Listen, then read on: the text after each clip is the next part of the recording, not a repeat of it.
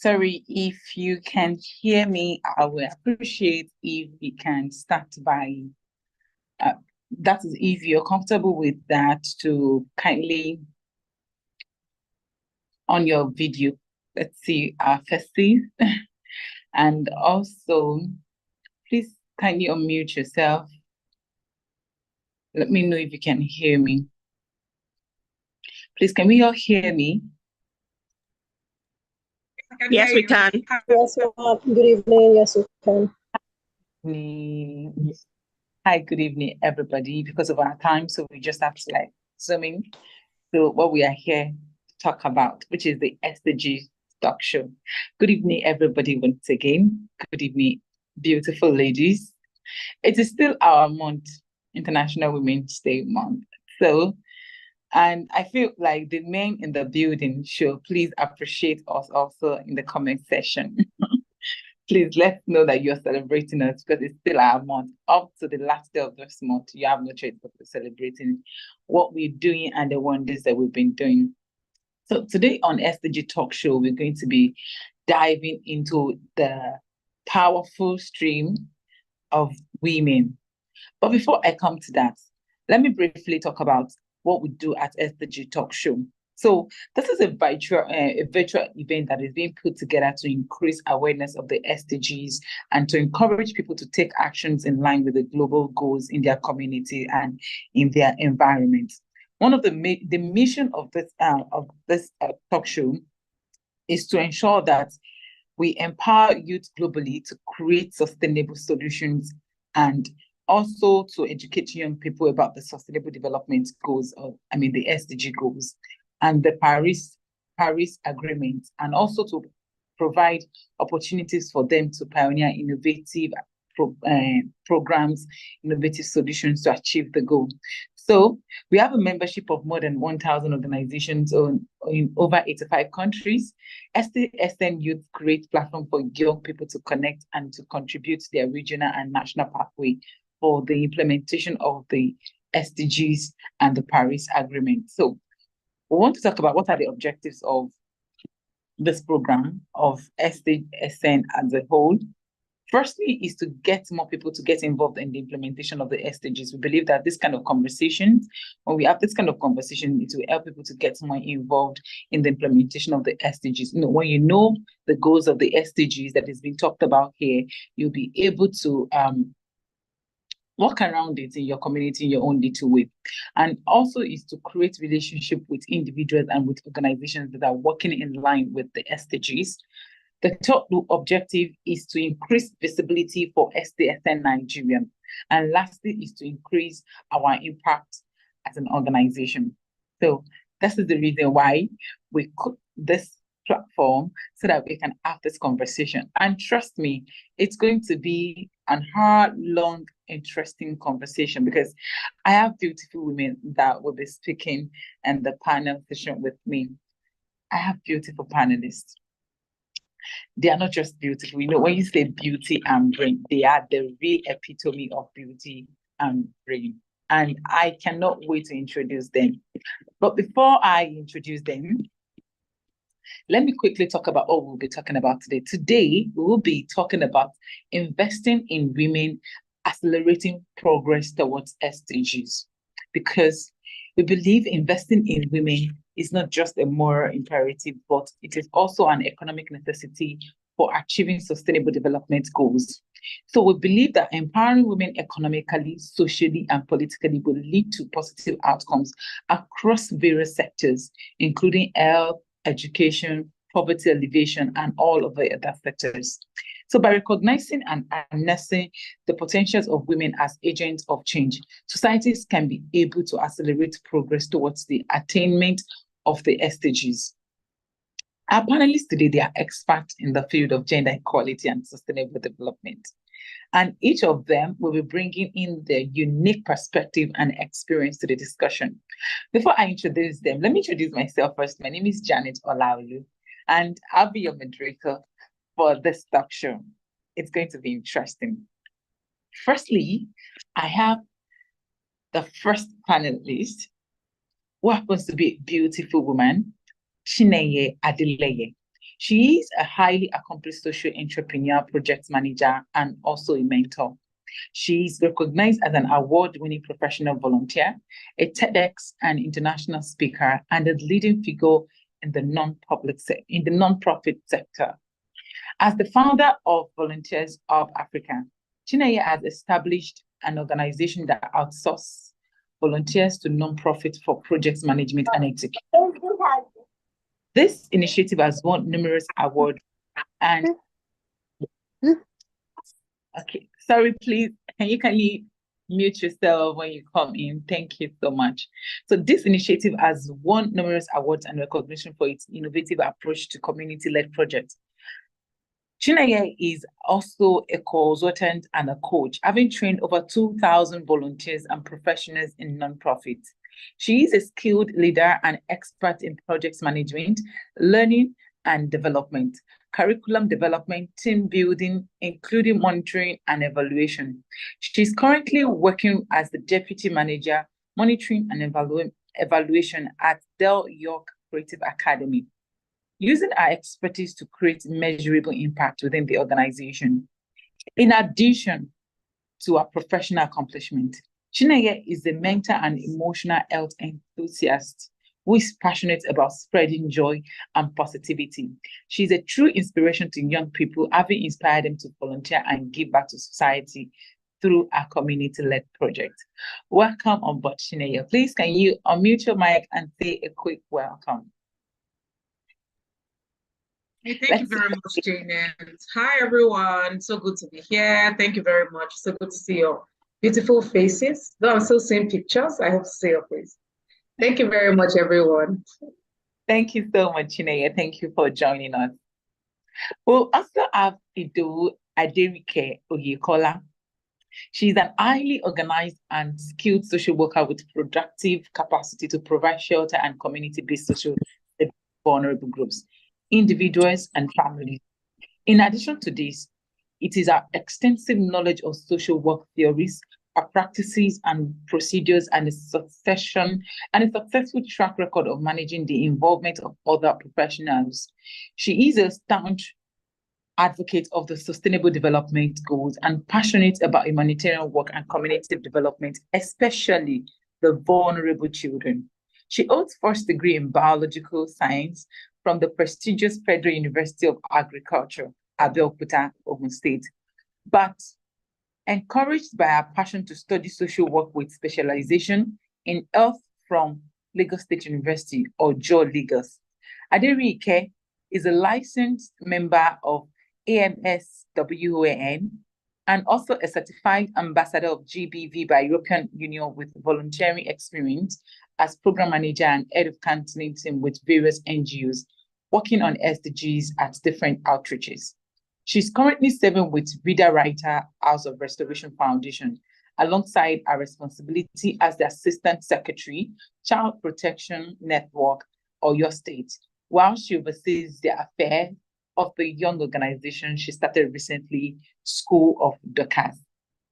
Welcome, Aderike. We're so pleased to have you join us. Please, can you everyone? Let's see. Thanks. Well, as we should share your welcome with us.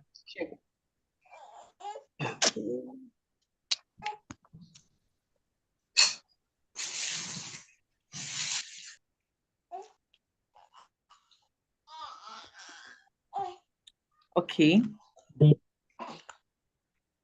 Okay, moving on quickly to our third speaker is Farida Yaya. Farida Yaya is a Mandela Washington Fellow, an author, a startup coach, and a social entrepreneur with over 10 years working experience in the media and development sector. Farida Yaya is the 11th president of MWFAAN, that is Mandela Washington Fellowship Alumni Association of Nigeria. She's a leading network of over 500 young leaders across Nigeria's 36 states and the FCT, who are alumni of the U.S. State Department Mandela Washington Fellowship across the business, civic, and public management track. She also founded the Brief Academy, a learning hub dedicated to developing and supporting female-owned startups to achieve wealth and scalability. Welcome, Farida. We're pleased to have you join us. Thank you so much, Jenna. Thank you for having me. I look forward to the discussion this evening. Thank you so much. So I'll be starting with you, Farida.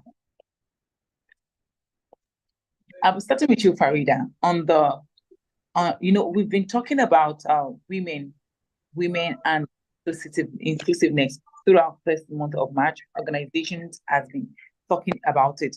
What do you think are some key areas or sectors where you think investing in women has shown the greatest potential for impact on SDG achievement? Thank you so much, Janet. And good evening again, everyone. Very exciting to be here, to be having this conversation. A huge thank you to the team for inviting me to come and share my thoughts. So coming back to your question, Janet, around inclusion, right? This year's theme is Include Her, right? Inclusion for women and empowerment. And I think there are three areas that for me, from my experience and my work, I know would be very valuable if we were to touch, base on it and focus more light. I've seen some work around it, but I feel like we can do more. The first one would be agriculture. Coming from the northern part of Nigeria, as you know, a lot of the farmers are actually women, right? Statistics show that we have about 80% of the farmers, especially in the rural communities, are women. But it will interest you to know that the women don't own these lands, right? And I know that this is actually a varying problem, a problem that is actually very common with a lot of farms, especially in Nigeria and in West Africa as well. So land rights is something that we need to look at, right? I've seen a lot of work that is being done in Kano, in Adamawa, and other states that have been part of some projects. But I feel like we can do more because when women own those lands, they're able to, again, have higher wages, and they're also able to support their families better. Again, remember, we're at a time where women are also, again, contributing to household income, and some of them are actually even the ones leading household incomes. So we really need to be able to maximize the support that we're giving them.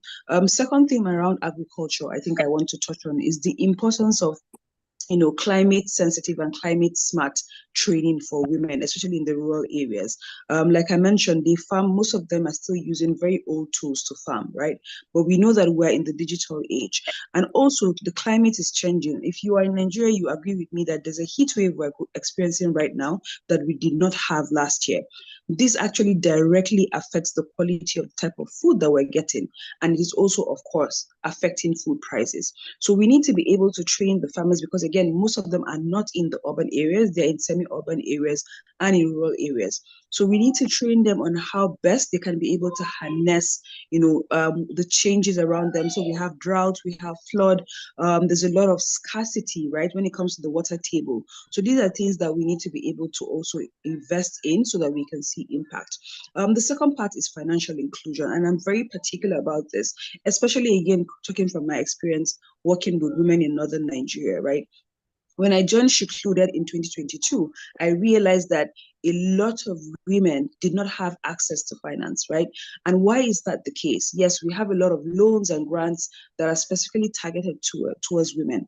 However, we have cultural and religious bias and norms that stops women from the north from being able to access a lot of these financial support. So how do we ensure that we create a product that is more inclusive, that allows them to be able to still partake in financing without feeling like they've compromised on their values or their belief systems? And this is where alternative financing comes in, right? Or what we try to call impact investing. So when you're looking at the model and the system where you're putting into the person's business and what you're getting out of it is not, it doesn't feel like you're just taking, right? I'll give you a simple example. I know that from experience, a lot of women do not default on loans. However, the burden of interest loans is very, very difficult for them to be able to, again, pay back and actually grow their business, right? So if you're looking at interest rates of 26%, 29%, and even for single digits loans where you're saying 4%, 5% monthly, it does accumulate. So it's very difficult for these women to be able to have access and be able to use it. The next thing would be like the digital divide. Again, this is also under financial inclusion, right? Being able to have access to I wouldn't say easy, but convenient and accessible funding, right? Or even support. Sometimes you just want to get a machine. Sometimes you want to be able to know that there's actually support for you if you want to get more raw materials, right? So invoice financing.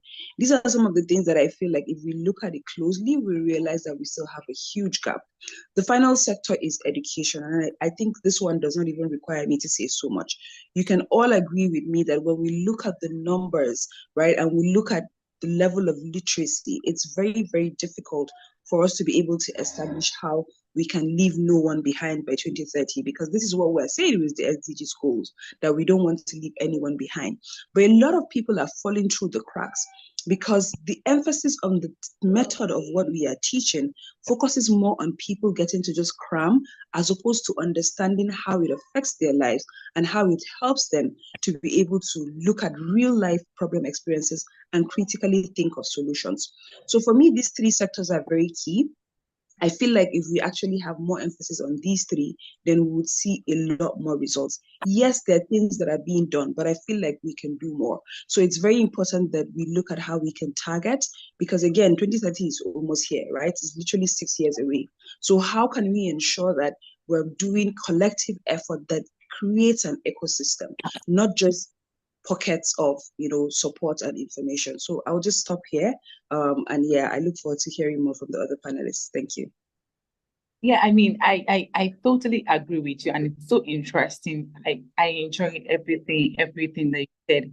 And so I want to ask you, talking about the agriculture and the financial aspect majorly, how can we not ensure that investment in women are inclusive and it's reached the marginalized communities? There are times that there's some government, that some bodies that gives out lease out lands for farmers, and when we check the data, actually more men get to enjoy this more than women. How can we ensure that investment in women are inclusive and it also reach all these marginalized communities?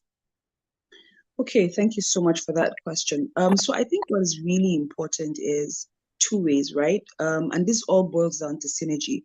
But the first thing I want to touch on is active mentorship and support. There's a huge gap when it comes to our self-esteem and rallying together as women, right? I always demystify the fact that women don't work together. I don't think so. I think we've been told this so many times that we actually start to believe it and act it out in our relationships. But there's proof to show that having mentorship, especially from a woman to another woman, really propels you, because she understands your pain points, she understands the struggles, she knows what it's like to raise a family and also have a career, right? Not to say that the men are absent, but of course we all know that the burden of a woman when it comes to a family and having a career is totally different, right? So the first thing I think we need to look at is mentorship. If we have people who have actually had access to this leasing, right, like you've mentioned, or even own some of these lands, they're able to tell the other women coming after them that it is possible, right? And not just in words, but also in actions. And they show them the strategies and the way in which they've been able to, again, take advantage of these opportunities. The second thing comes back to what I said earlier, which is educating people, right? We need to really look at education as very holistic, right? There are a lot of soft skills that people do not have.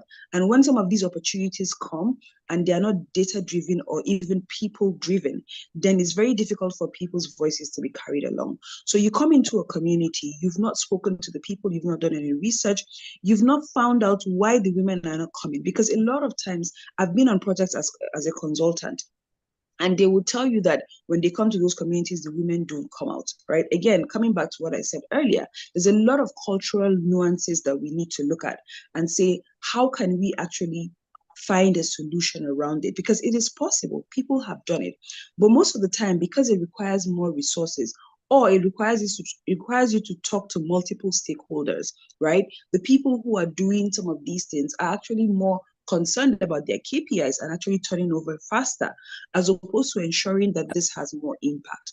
So we need to educate people. Sometimes there are so many initiatives coming into town or coming into these areas, and these women are not aware. And a lot of times when people come into the communities, they talk to the men first, right? So there's easy access. They don't even know that they're actually qualified. there's a simple study to show that when there's an application for anything, once a man thinks that he's 30% qualified, he goes ahead to apply. A woman can be 80, 90% qualified, and she's still unsure if she actually fits that. This is actually studies that has shown. So again, we need to be very aware when we're saying we want to include women. We cannot use the same strategies and methods when we are talking to men as when we are talking to women. So I think that's very, very important. So those two things are things that I think we can look at closely and see how we can be able to close the gap. Thank you so much, Farida. Thank you so much for that. I'll be back. But quickly, let me make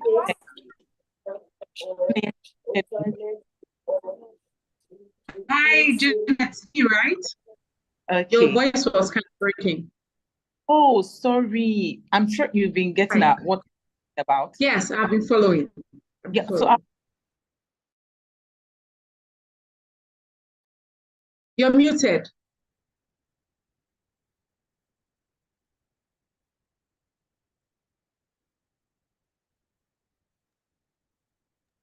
apologies. I'm so sorry. Right. So much. Thank you for showing me that. So I was saying that building on what Farida said concerning how we could support more women and invest more on women, most especially in the agriculture and also the financial aspect. We know that most of the times that women are just being given like immediate needs, like most of the empowerment programs, some of the empowerment programs. How can we now, what are the strategies that you think can be implemented to ensure that investment in women is not just only addressing the immediate needs, but also it also fostered the long-term systematic change towards achieving the SDGs. Some of the SDGs like zero hunger, zero poverty, and all that. All right, thank you very much, Janet, and thank you very much, Farida, for that beautiful response. I was just listening, I was just taking it all in. Thank you very much. And thank you for speaking to where you come from exactly, and the peculiarity of that region. I really, really enjoyed the position. And so I'll just speak to the fact that I know that a lot of people are doing a whole lot of things as regards the SDGs and what. I know a lot of people doing amazing things. I remember I went for a program this weekend, and I was like the host, and I listened to women share a lot of testimonies about a particular the name of the program is called Mama Money, right? I don't know if anyone knows her here, but what she does is that she gets loans, she gets grants, and then she gives loans to small businesses, women women in the grassroots, like market women. Them, and I heard their testimony of how their life turned around, right, because of the loans they got from the Mama Money Foundation and all of that. So I know a lot of things going on. The problem most time is are there data to put up, right? A lot of times we just see a lot of things going on. What exactly, like how back all of this up with the impact we are making? How are we saving them? How are we saying that, okay, this impact we are making, here are our proof to show that these are working. So I'll come to the question now as regards the strategies. Number one is to monitor and track progress. Robust data collection mechanisms and monitoring frameworks must be implemented to measure the impact of our investment in women's empowerment and achieving the SDGs. Additionally, partnerships, we cannot underestimate partnerships at all. This is very important that the private and the public sectors come together, because I believe so much in collaboration, right? I know there is a lot, the LSCTF, that's the Lagos State Trust. The Lagos State Employment Trust Fund, is doing a lot. And there's one, the private sector, the CYFE, and I think that's a challenge youth funds for employment and all of that. So I know a lot of companies are doing things on their own and all of that, but I believe so much that when collaboration happens, we can come together to share risks, we can come together to share responsibility, and we can be able to push the agenda of the SDGs. I also like to talk about investing in programs that are aligned with national policies and development plans that can facilitate the achievement of the sustainable development goals. There are a lot of programs, but if we can start investing in programs like that can invest, that can accelerate how much we're trying to achieve with the SDGs, to be great. To be a very great strategy for us to work with it. And then We can also work identifying and addressing systemic barriers such as gender-based discrimination, unequal access to resources, and cultural norms that perpetuate gender inequality. Just talking about what Farida talked about rather as regards when we have these grants, some cultural nuances and some religious nuances would see that a lot of men are reached out to first. Women are mostly like the last people that are always thought of, right? So every time we have this, it's very important that we now start talking about how much generation is affecting us when this kind of loans and grants, and let's reach out to the women, because I believe that women have so much to give, and if we keep ignoring them, then we just realize that we're still in the 90s. We will not even feel like we're working hard and we're working so much on the SDGs, and it will just feel like we're just, when they're saying pouring into a basket, the water is going in, but it's also going out, right? So I believe that these structural barriers is very crucial. We need to address these structural barriers in ensuring that progress towards the SDGs is not hindered. Thank you very much. Thank you so much. Thank you. I really enjoyed that. I mean, so while you were talking, do you think we're talking about inclusiveness, right? Especially women inclusiveness.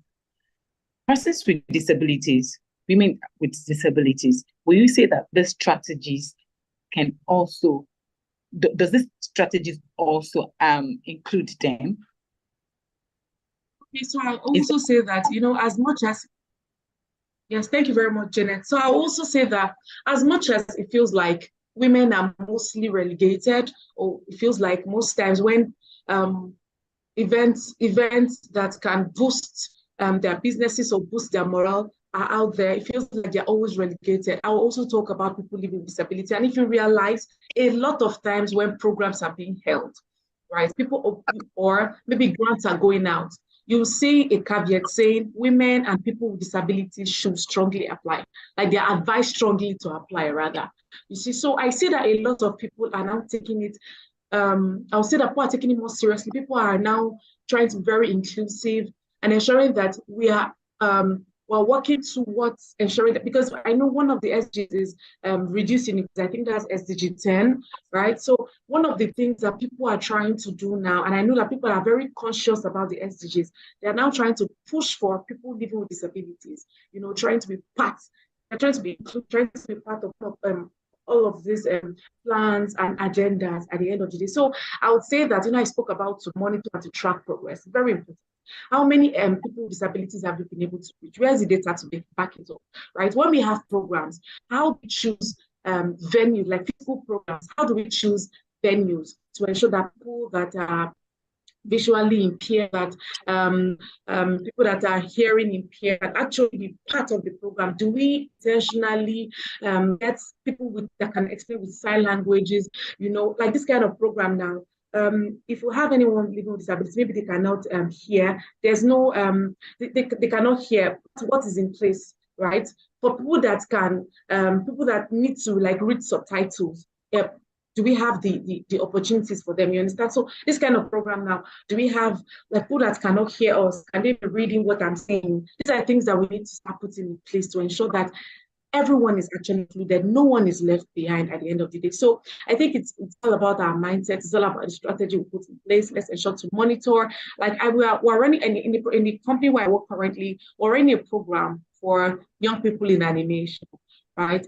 And one of the things we've ensured to do is we've set a goal to reach at least 10% of people living with disability, right? And also 70% women. And in our physical class, our on-site class, we've ensured to put up ramps to ensure that people with wheelchair can easily walk to their classes. We've ensured to put people down to help people that are limited with one or two disabilities to ensure that they are always able to navigate their classes, right? In our videos, putting out everything we put out, we ensure we do subtitles, right? So all of these things put together will help a lot of people with disabilities to get included. They are not just like castaways. They are part of the plan and they are part of the programs. So thank you very much. Yeah, thank you. I'll be moving now to Adirike. Adirike, are you there? Can you hear me, please?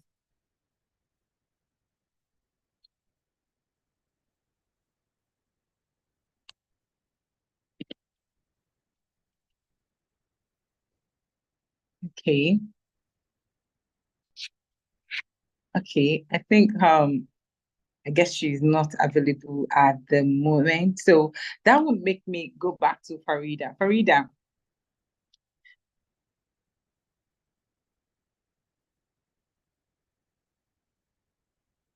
Hi, Janet. Yes, I'm here. Okay, thank you. Thank you so much. I just want to be sure that you can hear me. So Yes, I now can. to Farida. How can investors ensure that their investment in women is sustainable and inclusive? Like, and also they are benefiting women from diverse background and content. I don't know. Did you get my question? Yes, I did. How can investors ensure that it's more inclusive, right, and get impact? So I think I would start from the point of community engagement, right? I am very big on DEI, right? Diversity, equity, and inclusion. And I feel like you cannot do or design programs without first talking to the people who are going to be affected by that project. I feel it's very, very important. It's good that we read, right? Not just read online, but also go directly into the community and engage with all the different people that you're going to be able to, support with your project or your product or service. So I think that's the first thing. We need more community engagement. A lot of the time, the conversations are high level, very surface level, right? So people just read publications that are as old as 2011, right? And they go off on that statistics and they actually design programs with it. The people that you're trying to support, their lives has changed, right? For the better or worse in the last 10 to 12 years. So you cannot afford to use that data. That brings me to my second point, or the second stage, right? Which is data-driven programming. It's really, really important that when you're creating programs and systems and processes, you actually have the right data to support you. So you're not just saying that I know this because I know someone, that lives XYZ. No, you've actually spoken to people, you've collected that data. And also, data is really important because there are statistics to show that when you ask people certain questions and frame it a certain way, the answers that they would give you is very different from when you allow them to just speak, right? So in disciplined entrepreneurship, we call it consumer insights. So just observing people, right, and allowing them to talk or giving them open-ended questions, the quality of data that you get or the insights that you get is very, very different from when you give them a questionnaire or when you send out volunteers to get them to fill forms. People are very, robotic when it comes to forms. So that would be my second point. My third point would be around something that was touched on earlier, right? Which is, how do we even know that what we have done so far is working? So again, you want to do a certain product or service. You don't know if that has been tested before and it failed. And if it did, why did it fail, right? What is your own unique selling point? What is that advantage that would make people be loyal to you? That would make people say, oh, this investment looks like something that would be great for me to actually take for my business or for my livelihood so that I can become better and grow, right? So that would be the next thing, is taking the time to really evaluate projects or programs similar like yours that have worked or not worked before. And if they have not worked, why did they not work? And how can you answer those questions, right? So monitoring and evaluation, very, very key, very, very important. The next thing I would talk about is the importance of synergy and collaboration. Again, we have goal 17, partnerships. I feel like that was really important to put there because it actually culminates everything. It brings everything together. A lot of times when we talk about investments, either impact investments or even gender lens investing, it is not the kind of investing that is very, very synergized, right? So you go to people, you go to one point and then you're being told to go to another point. Or the person who is giving you that support is not giving you a full 360 eagle eye support.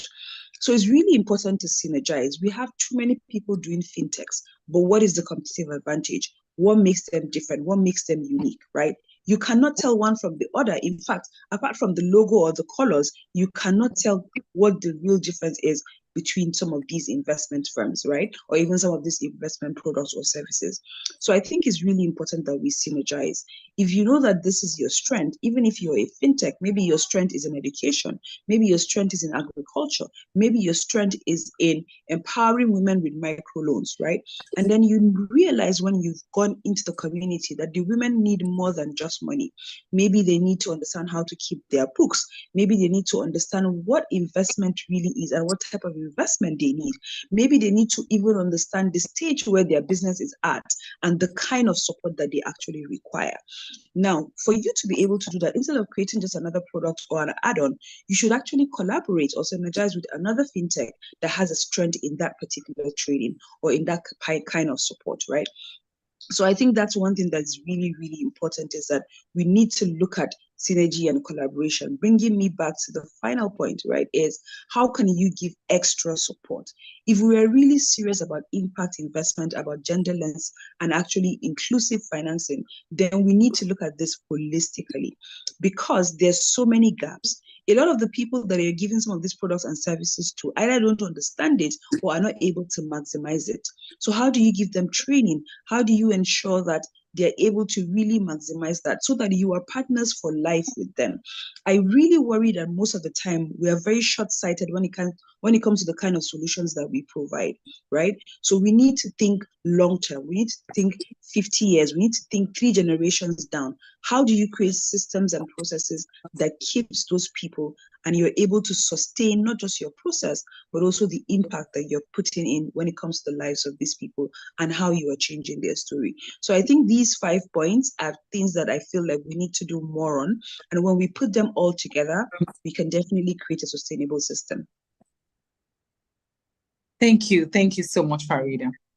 So while Chineye was talking earlier, she mentioned some things about having being inclusive, having persons with disabilities enjoy all this as well. Like there are some things that's supposed to be put in place, like a sign language interpreter, like some of the softwares that the visually impaired make use of to do this. Well, if all these things are being put in place, do you think that investors will still, it will encourage investors to invest more in women, and even women with disabilities? And also, because this thing talked about women from diverse background and context, which simply means that it shouldn't be just an upright woman. It can be a woman with disability too. Should be able to apply for a particular, should be able to walk up to an investor. A person with disability that is a woman should be able to walk up to an investor as well for support on either a business idea or project idea. How do you think this can come to play? How do you think this can work out? So I think there are a number of things. And, to answer this question, I'm going to highlight one of our members, right, who's a 2021 fellow, who runs a foundation called Deaf Women Allowed Initiative, right? And they recently marked their 5-year anniversary. And what I realized being in that room and listening to the stories of a lot of these women with disability is that I don't think that as people on the outside who are partners of progress, we even understand the layers of the problems that they have, right? So that's the first thing for me, is that we should actually allow them to champion their causes. We should empower them to champion their causes.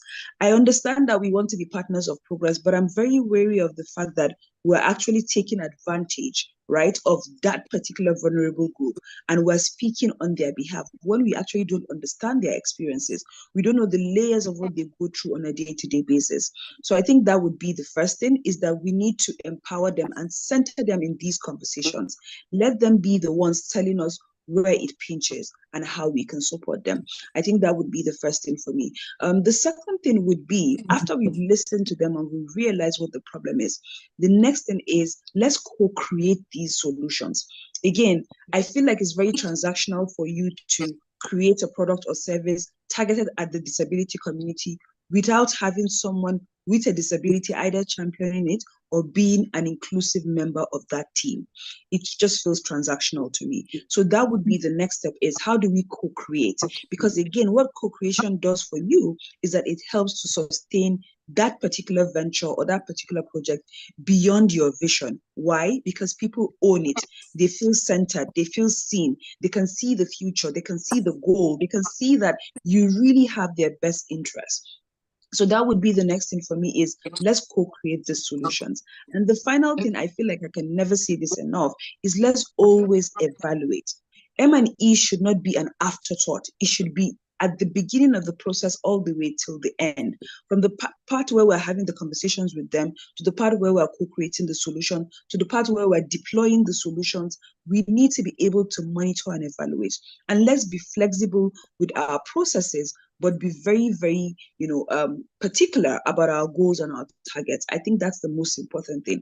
When we monitor, we evaluate, we realize that, okay, we probably created a solution that was just for deaf women. How can we include other people who are visually impaired? How can we include other people who are living with polio or actually became temporarily blind because of an illness? These are all realities that are very different from someone who is deaf, right?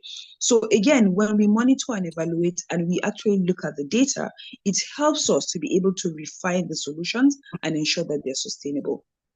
So how can innovative financial instruments such as gender lens, investing, or impact bonds be utilized to support women's empowerment and SDGs outcomes? Yes. So again, like I said, it comes back to those 5 steps I mentioned earlier, right? So first of all, engage the people that you're trying to give these solutions to. Don't just assume that you know what they need, right? And I think I would make a point here around when we talk about women, which is why I kept emphasizing earlier about women who are from my part of the country, right? Again, and I feel like this is peculiar to, again, different regions of Africa and even of the world. We might look all the same on the outside, but when you sit down to the nitty-gritty, you realize that we have so many peculiarities, so many nuances, so many different things, right? Some people, 2 women can be sisters or even cousins, but they might want different things out of life, right? They might want to be able to go through life in a different path. So it's really important that when we're actually channeling or targeting women, we're not making it, again, just a round figure, right? Or making it a blank statement or a blank canvas. No, we're saying, who are these women? What do they need? What is their lifestyle? How can our product or service fit into their lifestyle and make it easier for them to be able to adapt and change, right? So I think that's the first thing. Again, let's look at these conversations from a nuanced point of view.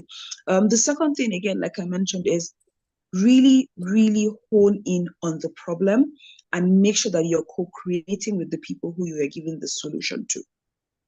I'll give you a simple example, again, coming back to Secluded, right? When I joined as the VP of Partnerships, one of the things that was very clear to me was that apart from the non-interest, a lot of people just felt like they don't know anybody who has had access to the loans that Secluded was giving or who could give them a success story, right? By the time we started to talk to 1, 2, 3 people who had accessed it, but did not know how to share their story in the community. So we took on the narrative of telling their story. Over time, just by owning that story, we had more and more people coming in, wanting to have access to that product, wanting to have access to that service. So it's really, really important that you actually get the right people championing the cause and also co-creating with you. Because that way, people feel like, oh, I can see myself in this person. They feel inspired. They feel motivated. They can actually relate to that story. So that really, really helps with that. And again, let's not forget the very, very important part of partnerships, synergy and collaboration, because there's only so much one person can do, right? Yes, we have abundance, but there's also a limit of resources because our population is growing almost on a daily basis. So the more people you put together, the faster you're able to support more people, and also your impact is deeper. Thank you. Thank you so much. Chineye, I'll be coming back to you. This has been interesting so far. Chineye, can you hear me? Clearly, hi. Thank you so much. So I would love if you can describe how can public-private partnership play a role in mobilizing investment towards women empowerment and SDG attainment. Sorry, at the beginning you were like frozen. Can you repeat it? I'm so sorry. Oh, okay. So I said that how can public-private partnership play a role in mobilizing investment towards women empowerment and SDGs attainment? All right, thank you very much. And if you listen to Farida, if you listen to me earlier, you would have heard us saying and talking about partnerships between the private sector, partnership between women, partnership with everyone. Because at the end of the day, like she said,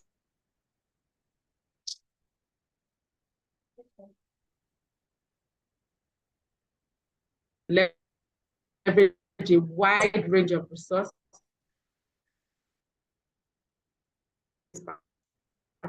So at the end of the day, we know that we have that and we pull it together. We can pool financial resources together, we can share knowledge, we can, work with the best practices and also coordinate efforts to ensure alignment with national and global development priorities.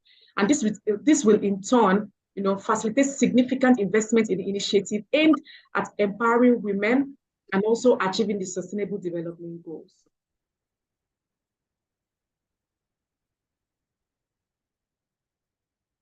Hello, can you hear me?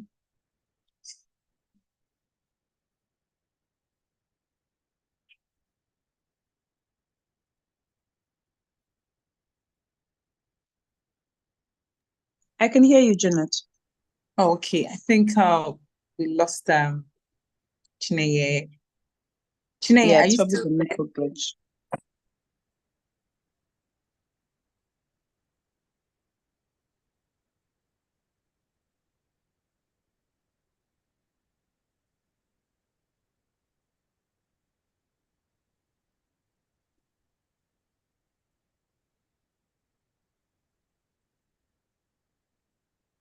So, Farida, while we wait Yes. for Chineke to get back to us, so let's talk about how we can leverage technology and innovation to scale up investment in women and accelerate progress towards SDG goals.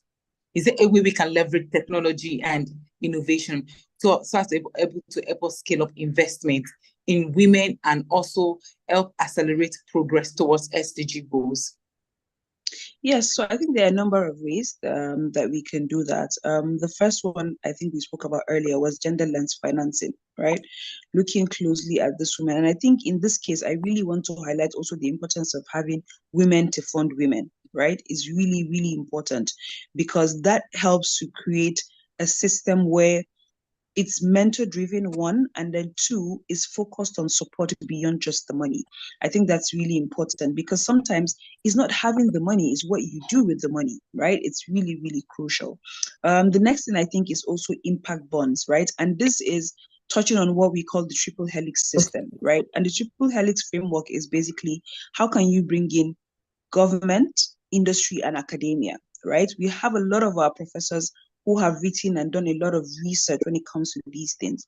But then how are we taking that research and actually refining it into products and services in the industry? And how is the government coming in to also play their part? Because whether we like it or not, private sector support is not enough for the kind of population that we have. Right? There's still data to show that government is still one of the highest employer of labor in Nigeria. So we need to be very, very aware of that. And impact bonding really helps because that way we're pulling resources together. Again, coming back to synergy and collaboration. And everybody is playing a part when it comes to ensuring that you limit the burden or you reduce the burden of financing when it comes to women, especially, right? The last thing I think I want to touch on is crowdfunding. And I would share a personal story with you, right? During my post-fellowship program, I was having a conversation with another fellow, and I was telling him about how, I was a consultant on a short-term project, and once I was done with that, the people who owned the project had actually pulled that because they were done. However, while I was actually working in that community, I realized that a lot of the women were just coming back into their own, right? This is a place where there was insurgency and insecurity, and they're just being resettled into their old communities. So they were lost. They didn't know what to do because a lot of the men had been lost to the war. So now the women are the ones who are taking care of the households, and they've never done any work one day in their life, right? How do you help those women? And I was thinking around how can we get them to do some type of business, right? But I did not want to approach anyone when it comes to microloans or those kind of support, because I know that it would be tied to a benefit that they would not be able to sustain. So I had this conversation with him and he said, you know what, let's try and crowdfund this. I'll get some partners. Let's get them booster grants instead, right? And that's how we came up with that innovative concept. We're able to raise $4,000 and we're able to support 100 families in those 3 communities, right? That's crowdfunding. And I'm sure you can see even on social media, we have a lot of crowdfunding that is going on, and we know a lot of platforms. But I'm very particular about the fact that when you actually crowdfund, please keep it transparent. The people who are giving you those funds, a lot of the times they are making sacrifices because they feel like you are worse off than they are. So when you take that money, please be transparent, please be accountable, come back and tell them. Don't even wait for them to ask you how the project is going. Come back and give them feedback and update it, because I know people are getting cold feet these days. When they see something in crowdfunding, they're like, oh my God, you're crowdfunding again, right? And I do a lot of crowdfunding. I use my platform, especially my digital platforms, to do a lot of crowdfunding and supported so many women through that. But I know that if we do it in a way where we help people, right, where people can really see where the support is going and how they are impacting the lives of people, I feel like people would be more open to it. Again, there's a lot of nuances around that, but we need to find a way to make it work. So for me, I think that these 3 things are really crucial when it comes to how we can innovate around gender lens financing if we want sustainability and impact.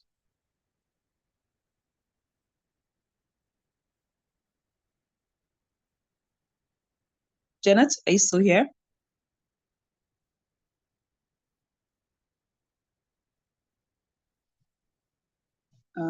It seems like we lost Janet. Or maybe I'm the only one who can't hear her. I think she's here. I can hear her. Okay. I can't hear her, rather. I can hear you. Sorry. Oh, I can hear you you, can but hear I can't me, hear right? her. Okay. Yes, I can hear you clearly. I wanted to be sure.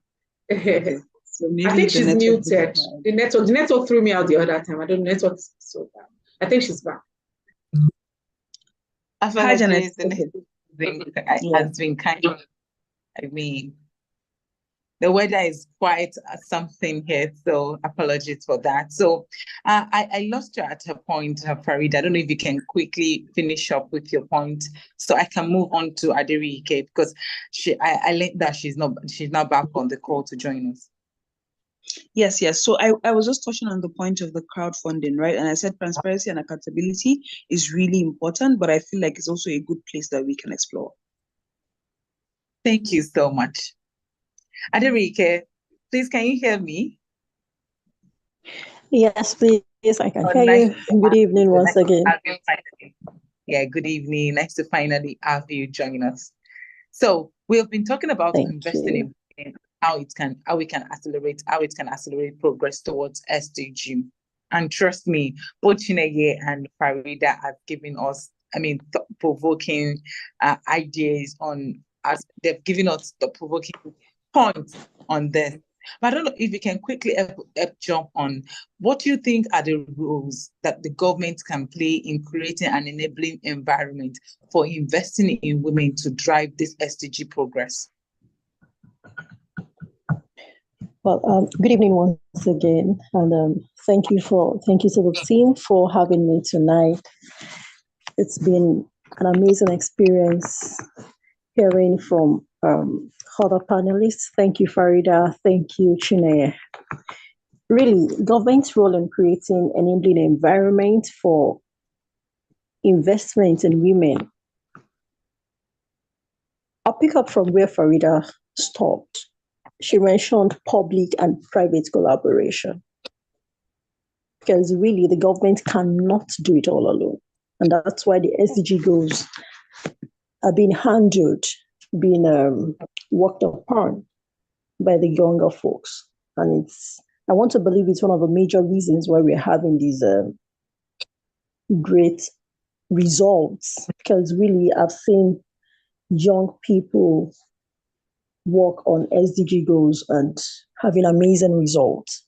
So really, the government can help with correction of policies, monitoring and evaluation of the specific policies, time frame. When the government sets time frame, for specific policy that is being corrected. It's not just to correct it and leave it at that.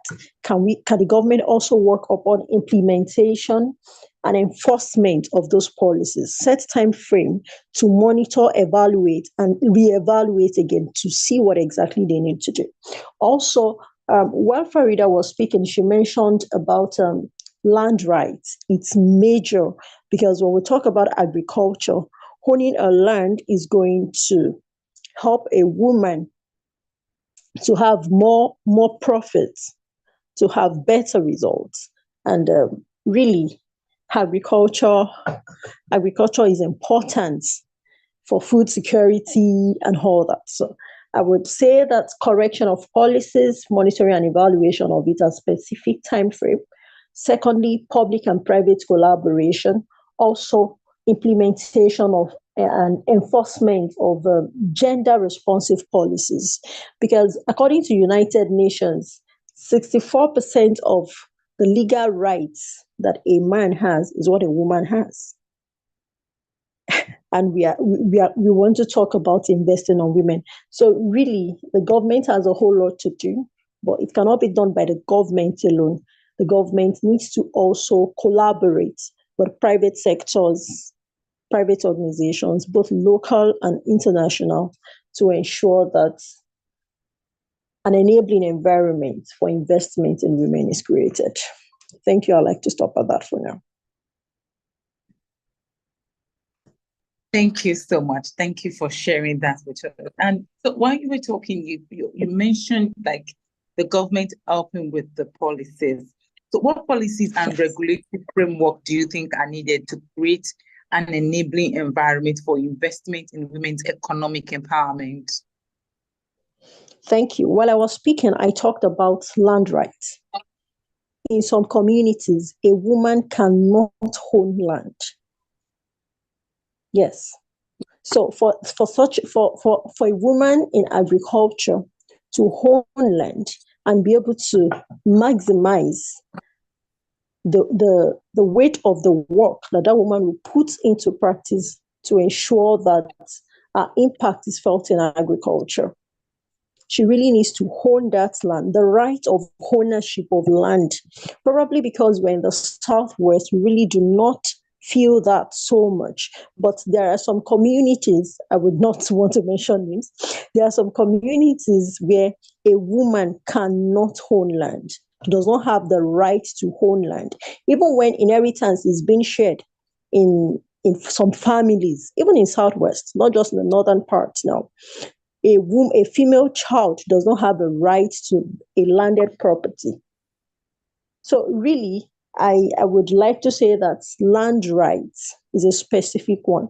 Then when we talk about other things I would like to talk about, but because of time, yeah. So majorly land rights when it comes to agriculture, then the financial inclusion, also technology, women in technology, the technological perspective and the inputs of women when it comes to our investments, how we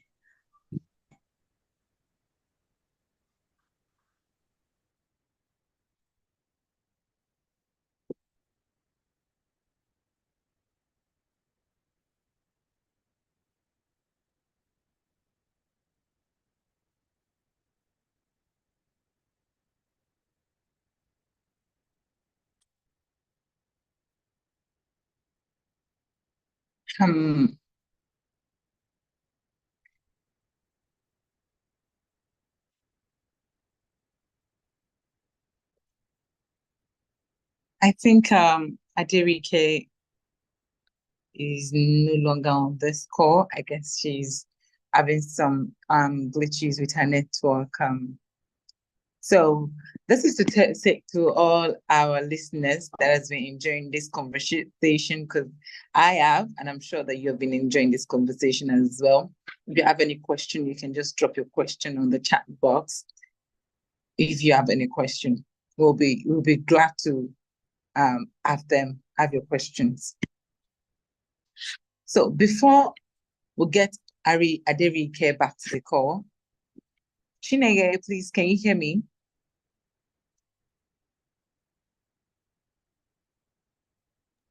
Yes, I can hear you. Sorry, I was muted earlier. Okay, thank God we still have you here. So can you please provide examples of successful initiatives or projects where investing in women has led to tangible advancement towards achieving specific SDGs? Okay, so I'll start with talking about the one that we may all know here. We know about the Tony Elumelu Foundation. I don't know if everyone knows about it. I know that Tony Elumelu, I don't know how long, but I know he's been providing grants.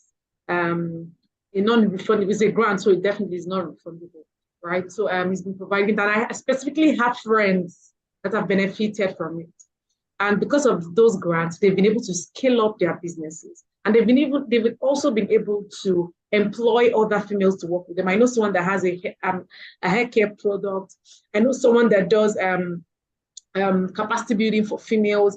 I know someone else that has, she makes bags. She uses these products that are like wastes. She turns them, she recycles them to make bags. She uses product that already waste to recycle. I know someone else that does climate. So, and I see all of them now, and I'm so proud of their growth and how well they've grown, because right now they are focusing on the SDGs of zero hunger, ensuring that people are having employment, reducing inequalities, because at the end of the day, women are now not like competing, but they are on the same path as men, earning the same amount, financially capable of managing themselves, right? And so on. I also know about, like I said earlier, Mama Moni. I see a lot of this. When I saw the market women on Saturday, I was so surprised of how far out when they shared their stories. One talked about how she started in a very small shop, and now she has a very big shop. In fact, she's even a supplier because of the kind of grants and loans that she's been able to get, because these female-led organizations and initiatives are being funded, and because of this, they're able to also point. So it's a ripple effect whereby a lot of women are getting grants, are getting partnership and sponsorships, and they're able to trickle down to the people in the grassroots, young people, and people that that are not able to afford at least $1 in a day, right? So their lives are getting better because of this. As I said earlier, for the Mama Moni, she's tackling the no poverty. I think that's SDGs 1. The zero hunger, that's SDG 2, gender equality, because I saw a lot of men spoke about how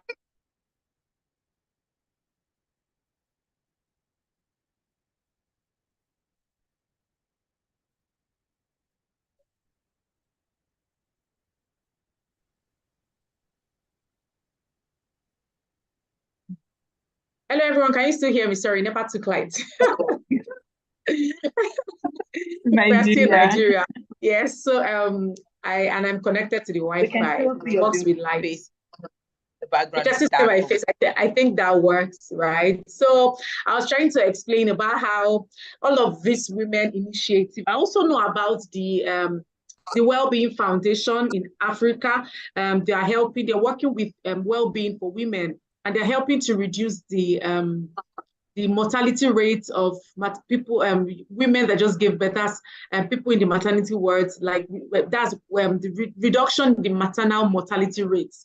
We have I can't say the exact, I can't give the exact data or statistics right now, but at some point in Nigeria, we had a very high number of, because most of these women lack access to proper health facilities. Most of them try to give birth by themselves at home. They just use midwives, and they don't even have the proper tools. And even when they have the proper tools, they are not well cleaned.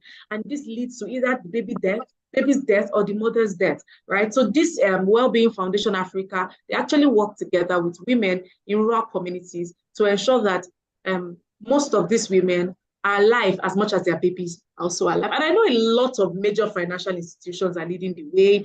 I know Piggyvest is led by women, and I know that she's doing a lot for women. I know Barclays is led by women, and I know finance is like I'll say finance is like the driver to all of this. when women are financially empowered, they are able to do a lot of things.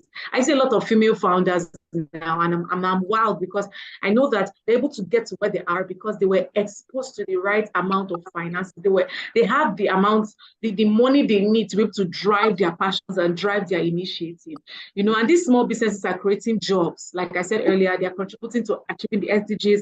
A lot of people that would have not been in employment or started their business, but because of the fact that these female founders and because of the fact that people have invested in these women, are able to in turn provide employment for other people, start up businesses for other people. Because of how big they've become, they've also tried to also invest in other women. Like Farida said, it's not true that women don't support women. I know a lot of women have come together to put funds together to help people. Myself, I'm one, I have a lot of people in my network. And when there are issues like that, we come together and we provide solutions. So I know that these are several ways working in education. I also wanted to mention that also working in education and skills training, because at the end of the day, it is when they say don't just give people fish, also teach them how to fish, right? So I see that that's what always plays out when women are being empowered. They don't just start providing money, they also train other people to say, see, I learned this, I have this, these are the skills I was able to acquire for me to get to this point. And I think you should also, acquire these skills so that you can be able to, ascend these heights that I am in, right? So I believe that by the time all of these things are implemented, we will, get to that point where we want to be at by 2030. And I'll also say that at every point in time let's ensure to always invest in women. I'm not saying we should not invest in our counterparts, because at the end of the day, they also have their roles they play in the country, because at the end of the most of we get married to men. And when we have great men in the economy, and when we have great men in our country, they push women to the forefront because they can trust that they're going to do great. So from everything I've seen, working with people in the nonprofit space, working with people in the corporate space, working with people in the government, every time I see that women are empowered and women are invested in, I see the ripple effect almost immediately, because at the end of the day, they're looking at how can I also make other people benefit from this initiative that I've benefited from. So I say that's my answer. Thank you very much. Thank you so much. So I'm still with you. Please. What then are the key factors that investors need to consider, that investors always consider when deciding to invest in an initiative that is focused on women's empowerment? Are there some key factors that you can share that investors always consider when they are deciding to invest in initiatives that are focused on women empowerment? So I didn't hear the beginning. I just heard the ending part. Okay. It's seriously raining here. I don't know if you can hear me now. Yes, I can hear you now. It's raining here too. So that's why I'm straining to hear. Okay, so I was asking that what are the key factors that you think investors consider when they are deciding to invest in initiatives that are focused on women empowerment? Okay, so at the end of the day, I would say that for people to actually come up to say that they're actually looking for investors and all of that, I'll say that it means that they actually have a hunger, to ensure that they themselves are beneficiaries, and they also want to trickle down to other people, like I said earlier.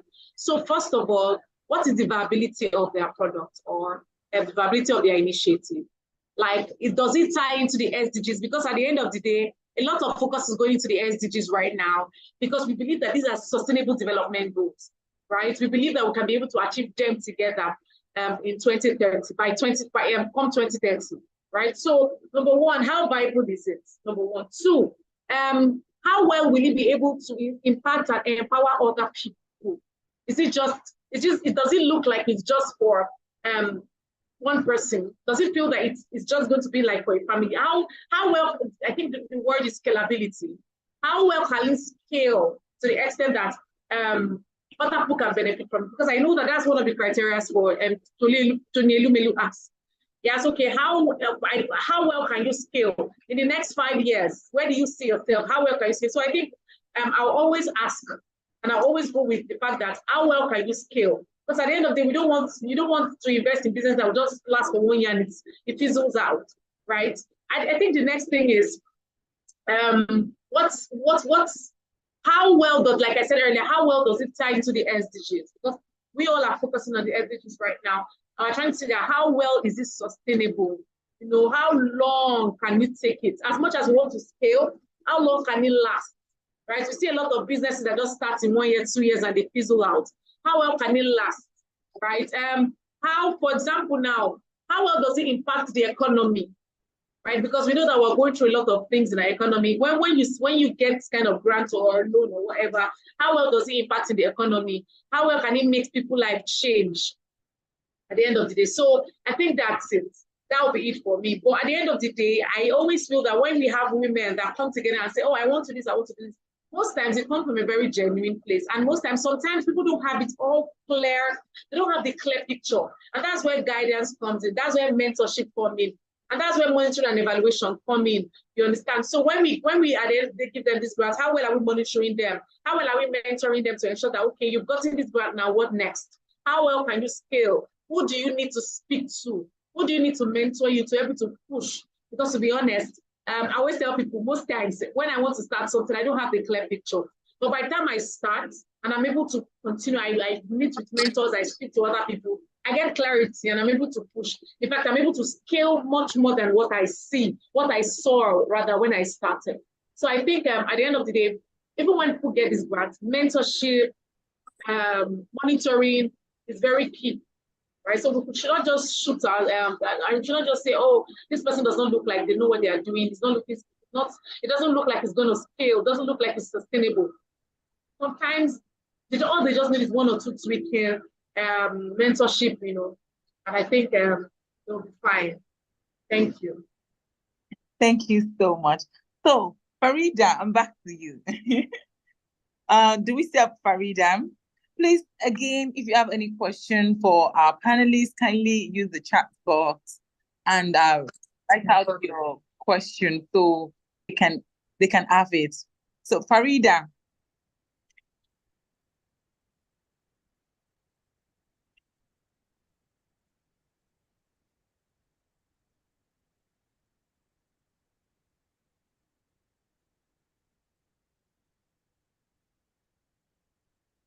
Oh, Farida, I think Farida just left. I guess it should be because of the network glitch. So back to you. Let's continue this conversation because I was enjoying what you were saying about mentorship. So when you were talking about mentorship, like supporting women through mentorship and all that, what role do you think the government, not just the government, like civil societies, organizations, can play in mobilizing resources to support women-led initiatives? So when a woman is leading an initiative, what are the roles that you think all these organizations, both public and private organizations and institutions, what role can they play in mobilizing resources to support these initiatives?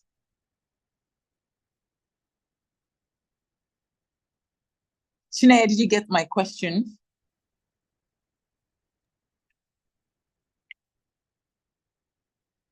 Did you get my question? Janet, no, I did not. No, I did not. Please come again. Okay, I get. So I said you were talking about mentorship while you were talking about your the other time you were talking about mentorship. So what are the roles that you think both public and private bodies can play in mobilizing resources to support a woman-led initiative? Okay. All right, thank you very much for that question. It's a very, very important one, right?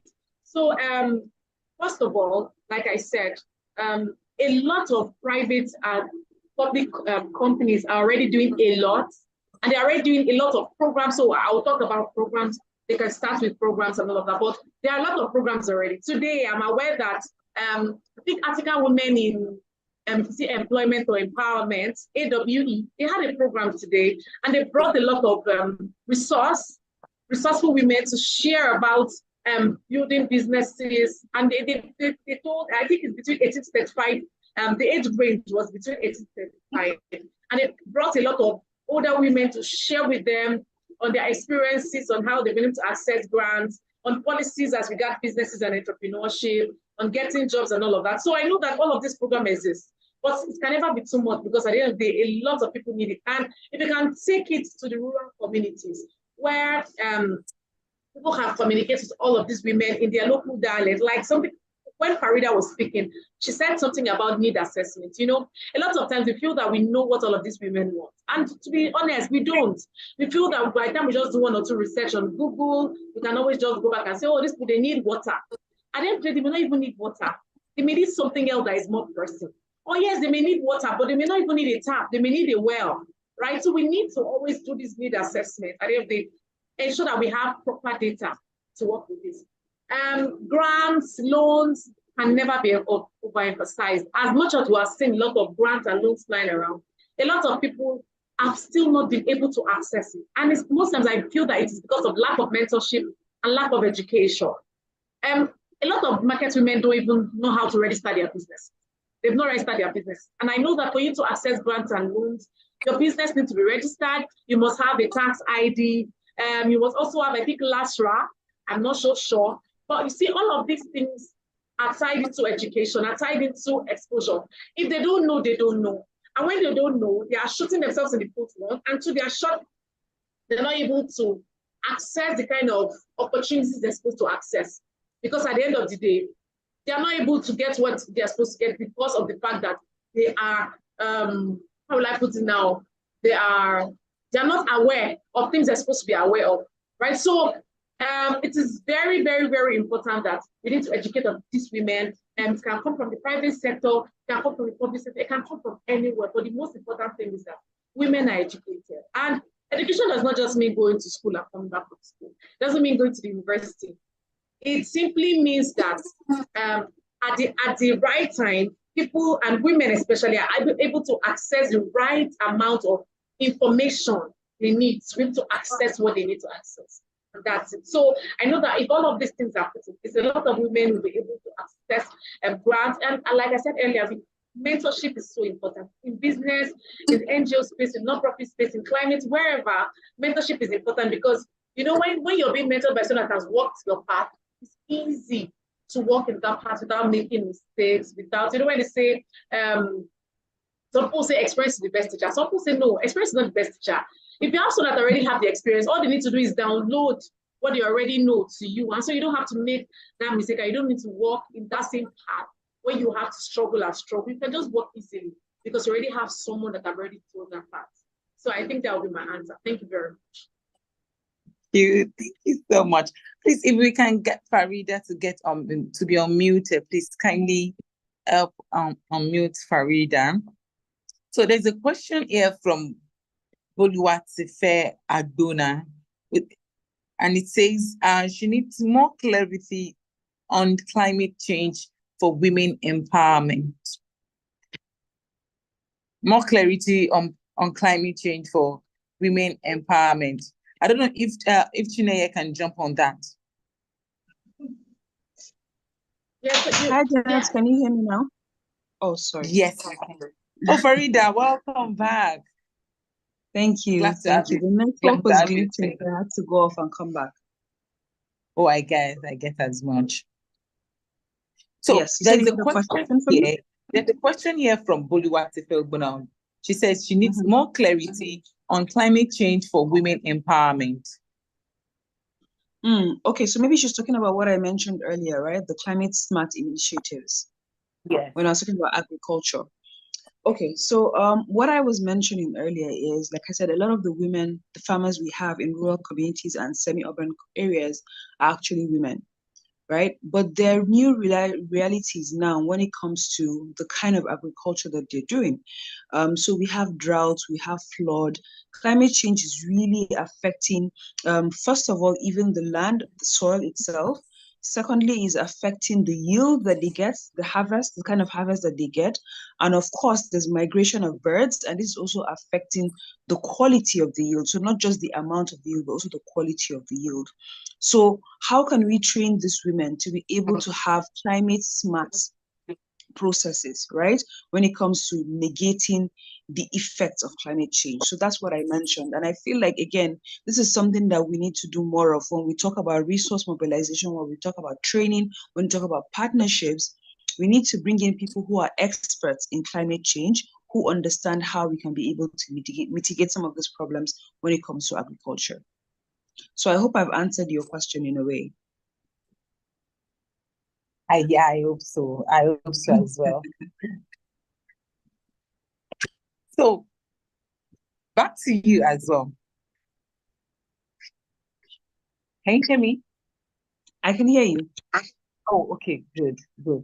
So when before you left the other time, we were talking about how government can and civil societies, how they can, the role that they can play in mobilizing resources to support women-led initiatives. Do you have something to say about that? Oh, yes, definitely. So I think when it comes to that, the two or three things that I would want to highlight. First of all, is leadership, right? This is Women's History Month, and I love the fact that we're talking a lot about women issues, but I really don't want us to stop it there. I really want us to advocate for leadership positions and especially women on boards, right? I feel this is something that I'm very passionate about because a lot of times you might have a wonderful idea, but the board will shut it down. But if you have a woman as that someone as a member on that board, right, or someone who has a voice, a voting voice on that board, she's able to support the initiative because she can see through it as a woman, right? So the first thing I think we need to do is advocate for more women to be in leadership positions in different sectors of the economy, and also look at, again, women on board. So that's the first thing. The second thing is, I think, again, like I said earlier, when it comes to triple helix, we need to be more synergized in the kind of efforts that we're bringing in, right? We are a growing economy. Our inflation is at 29%, right? We have staggering issues when it comes to unemployment, insecurity, you name it, right? And then we also have a growing economy. So a huge population is under 35, right? That is a problem that is waiting to explode if we don't take the right measures, right? So the first thing is, again, I feel like the CSO is closer to the people. So the CSO should engage the people so that we can have data-driven and people-driven solutions, right? So that's the first thing. And then they can tailor it to the government, because the government is the one who, first of all, drafts policy, second of all, makes it law, and thirdly, implements it, right?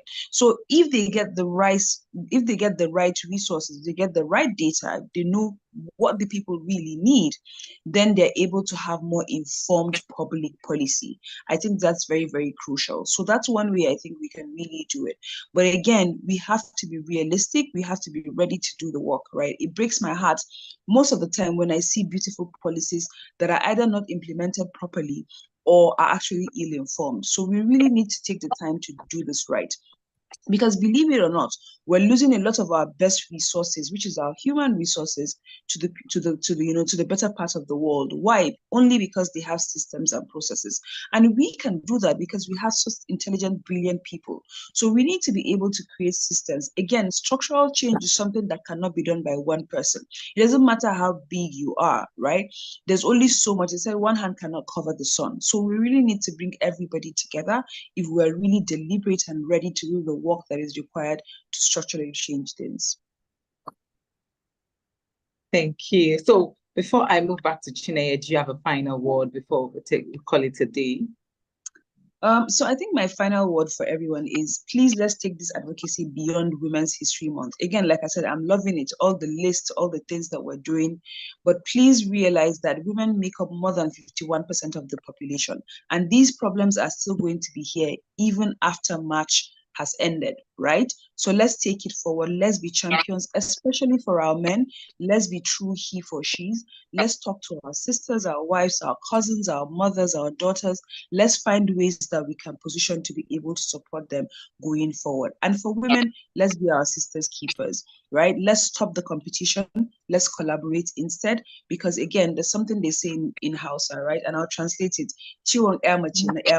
Right? The pain of one woman is the pain of the next woman. So let's really be our sisters' keepers and support each other beyond March 1st to March 31st every year. Thank you. Thank you so much, Farida. It was such an interesting conversation with you. And Chineye, do you want to quickly, in a minute, give us your round up for hers, your final word, please? Hello, Chineye. I guess she's no longer on the call, Hi, or maybe she. didn't I can hear you. Sorry. Can you hear me? Yes, I can hear you, please. So in a minute, can you kindly run it up for us, with your final word? What did you say? So I said in a Sorry, minute, can you so much noise. I understand. So I said in a minute, can you kindly quickly run it up, run your words together? So call it a day. All right, yeah. So first of all, I would say that it's a collective effort to ensure that the SDGs are, achieved, right? And it's very important that all of us here, we ensure to drive that conversations everywhere we find ourselves, in our church, in our mosque, in our offices, in our businesses. Let's just keep having this conversation of how we can invest in women. And we should not just stop by having conversations. Let's embody it. Let's ensure to, refer women to opportunities. Many people say, see, when there are opportunities, as for men, they will quickly tell their male counterparts. But for women, sometimes we want to just pour the information and say, oh, it's for me. I've heard this information. I just want it for me alone. No, we have to ensure that we spread out the information. When it comes to employment opportunities, grant opportunities, loans opportunities, let's keep, ensuring to tell other women to be part of it, because at the end of the day, when the country is better, or when the world is better, when women are driving conversations, we all will take the glory. We're very great that Janet is doing great, and I want to do something in her sector. And able to say, oh, Janet, how far can you help me do this? And she's able to get it to me ASAP, right? Because of the fact that she already has the skills, she has the financial empowerment, she has everything she needs. And that's what we need to do together as women. Or as even men, if you are here, you can also drive the conversations. At the end of the day, we're here to support each other, right? So I would say thank you very much to SDSL for these conversations. I've learned a lot from Farida. I've learned a lot from Marike. Thank you very much, Janet. Thank you. Thank you so much. Thank you. It's been such a wonderful and interesting conversation with you as well. And I really want to say a big thank you for joining us on this call. At this point, this is where I'll be dropping the microphone to Adebayo. Adebayo, please, are you there? Can you take over from me? Adebayo. Yeah, I'm here. Good evening, everyone. Take over. Beautiful conversation it has been. I've thoroughly enjoyed myself. Thank you so much, China. Thank you, Farida. Thank you, Aderike, for bringing so much insight. So much. It's been a very, very educative session, and everyone on this call,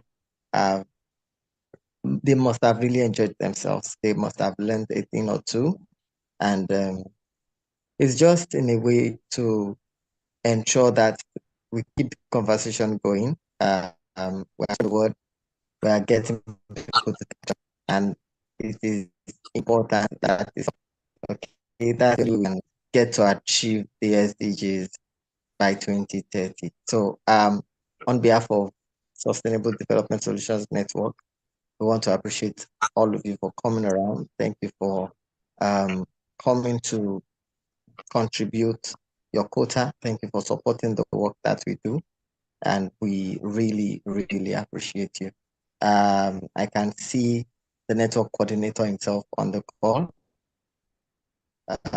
Man, we appreciate you for staying till this time. Thank you. Out of your busy schedule, you were able to come join us, and we appreciate that a lot. And to our panelists, we know you've had a long day, you've had a very busy schedule, and we are so grateful that you would honor this call and come and just share with us. Thank you so much. We do not take it lightly. We are entirely grateful. Thank you. So yeah, till we meet again next time, we'll communicate the time, the date, and definitely we'll come up with fantastic facilitators, fantastic panelists like we did today. Thank you everyone for coming around. Thank you for joining the session. And we do hope you have a great evening. Enjoy the rest of your night. Thank you guys. Bye.